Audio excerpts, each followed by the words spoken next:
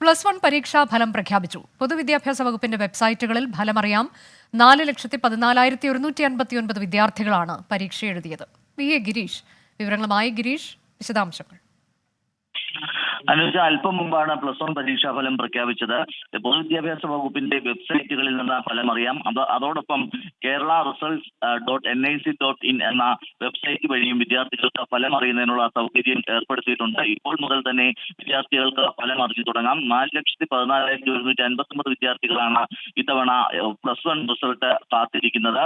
ഈ കേരള റിസൾട്ട്സ് വഴി സ്കൂൾ തരത്തിലുള്ള പരീക്ഷാഫലവും അതോടൊപ്പം തന്നെ വിദ്യാർത്ഥികളുടെ വ്യക്തിഗത പരീക്ഷാഫലവും അറിയുന്നതിന് സാധിക്കും. വ്യക്തിഗത പരീക്ഷാഫലം അറിയുന്നതിന് വേണ്ടി റോൾ നമ്പറിനൊപ്പം ഡേറ്റ് ഓഫ് ബർത്ത് എൻ്റർ ചെയ്യണം എന്നും ഇപ്പോൾ പൊതുവിദ്യാഭ്യാസ വകുപ്പ് അറിയിച്ചിട്ടുണ്ട്.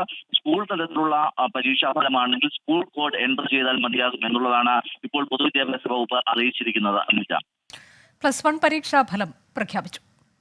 വിധി ദിനത്തിൽ 24 മാജിക് ജൂൺ 4 ചൊവ്വാഴ്ച രാവിലെ 5 മണി മുതൽ 24-ൽ.